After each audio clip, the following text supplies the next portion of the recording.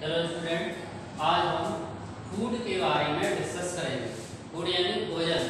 भोजन होता क्या? भोजन विभिन्न प्रकार के रासायनिक पदार्थों का मिश्रित रूप होता है। कौन कौन से रासायनिक पदार्थ होते हैं? जैसे कि कार्बोहाइड्रेट, फैट, प्रोटीन, लिपिड्स और विटामिन, मिनरल, साल्ट और वाटर। हम भोजन को दो भागों में डिवाइड करते हैं, यानी food divide into two parts. One part is organic food, second part inorganic food.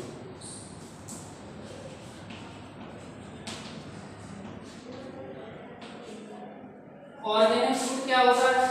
यानी जैसे कि carbohydrate, fat, protein, vitamin. Inorganic food में जैसे कि मिनरल, साल्ट्स, वाटर। यानी कार्बनिक और अकार्बनिक। यानी भोजन क्या होता है? भोजन कार्बनिक और अकार्बनिक फूड सब्सटेंस से मिलकर बना होता है। कार्बनिक भोज्य पदार्थ या फूड सब्सटेंस कौन कौन से होते हैं? जैसे कि कार्बोहाइड्रेट, फैट यानी वसा, प्रोटीन और विटामिन। अकार्बनिक फूड सब्सटेंस जैसे कि मिनरल सॉल्ट्स और वाटर। अब हम इनको एक एक करके डिस्कस करेंगे।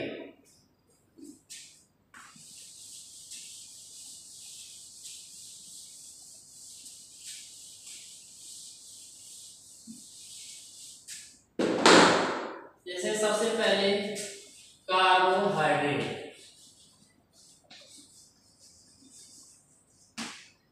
कार्बोहाइड्रेट कार्बन, हाइड्रोजन, ऑक्सीजन से मिलकर बने होते हैं। यानी कार्बन, हाइड्रोजन, ऑक्सीजन। यानी कार्बन, हाइड्रोजन और ऑक्सीजन, यानी तीन प्रकार के कंपोनेंट से मिलकर ये बने होते हैं। इनका रेशियो 1:2 और 1, यानी 1:2 के अनुपात में ये जुड़े होते हैं। अब नेक्स्ट देखेंगे इसको। अब इनको एक एक करके डिफाइन करें। जैसे कार्बोहाइड्रेट भी 2 टाइप्स के होते हैं। कौन कौन से? जैसे सिंपल कार्बोहाइड्रेट,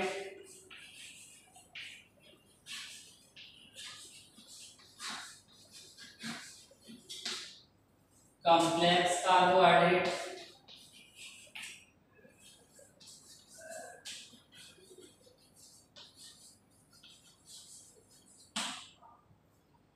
सिंपल कार्बोहाइड्रेट यानी सरल कार्बोहाइड्रेट, कॉम्प्लेक्स कार्बोहाइड्रेट का मतलब जटिल कार्बोहाइड्रेट। यानी सिंपल यही सिंपल प्रकार की, सरल प्रकार की शुगर से मिलकर बने होने वाले कार्बोहाइड्रेट को सिंपल कार्बोहाइड्रेट कहेंगे।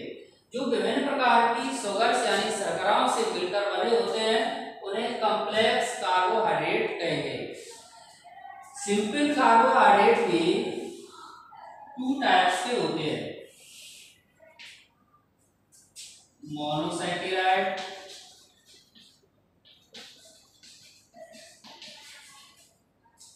और एगोसैकेराइड।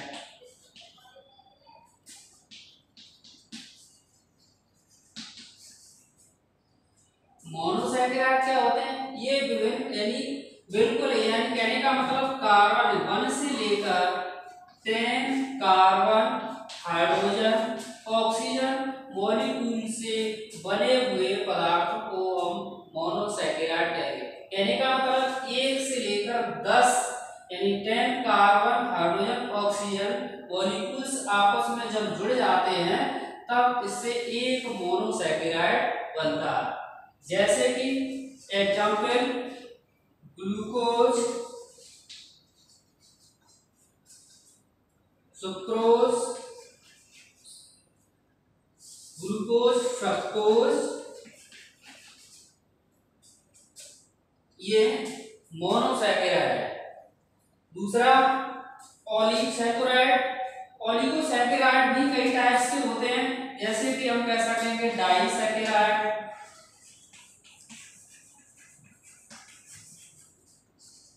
ट्राइसैकेराइड,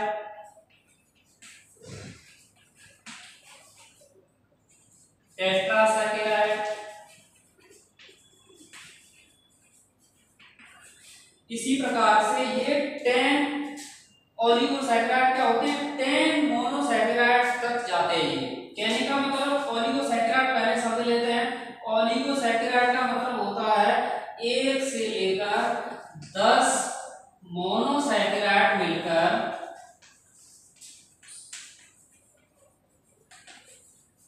यानी कहने का मतलब ये ऑलिगोसैकेराइड मोनोसैकेराइड, ये मोनोमर होता है, यानी यहाँ पर कार्बन 1 से लेकर 10 कार्बन हाइड्रोजन ऑक्सीजन मिलकर बने थे। लेकिन ऑलिगोसैकेराइड में क्या होगा, मोनोसैकेराइड यानी 1 से लेकर 10 मोनोसैकेराइड आपस में जुड़ेंगे तब ऑलिगोसैकेराइड बनेगा। उसी प्रकार से हम और भी देख लेंगे। डाइसैकेराइड का मतलब इसमें 2 मोनोसैकेराइड मिलकर डाइसैकेराइड बनेंगे। 2 मोनोसैकेराइड्स आपस में जुड़ेंगे तो डाइसैकेराइड बनेगा, डाइसैकेराइड बनेंगे। 3 मोनोसैकेराइड आपस में जुड़ जाएंगे तो ट्राइसैकेराइड बनेंगे। 4 मोनोसैकेराइड आपस में जुड़ेंगे तो टेट्रासैकेराइड बन जाएगा। ठीक है। नेक्स्ट इसी प्रकार से जब 10 कार्बन यानी 10 मोनोसैकेराइड आपस में जुड़ जाते हैं तो उस कंडीशन को हम ऑलिगोसैकेराइड कहेंगे। जैसे कि example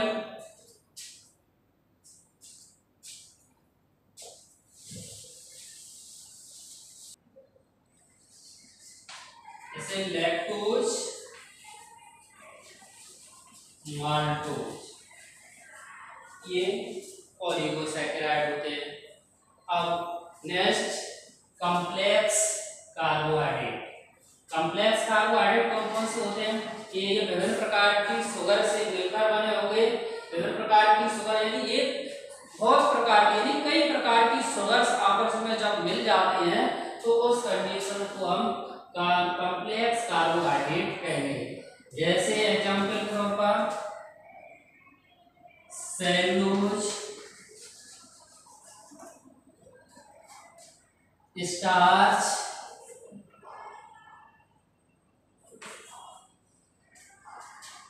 glycogen,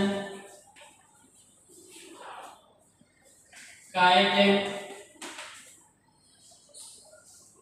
cellulose, starch, glycogen, chitin ये जटिल शुगर होते हैं, इनको हम आसानी से डाइजेस्ट नहीं कर पाते, इसलिए इनको हम जटिल शुगर भी कहते हैं। नेक्स्ट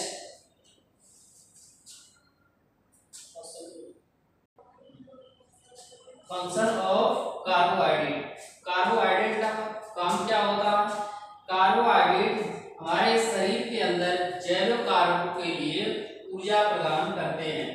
कार्बोहाइड्रेट पाचन की क्रिया के द्वारा ये ग्लूकोज में चेंज हो जाता है। जब ग्लूकोज में चेंज हो जाता है तो ये ग्लूकोज कोशिका के अंदर कोशिका का ईंधन फैलाता है। थर्ड फंक्शन इसका, ग्लूकोज ये जब अतिरिक्त मात्रा में हमारे शरीर में पहुंच जाता है तो इस ग्लूकोज को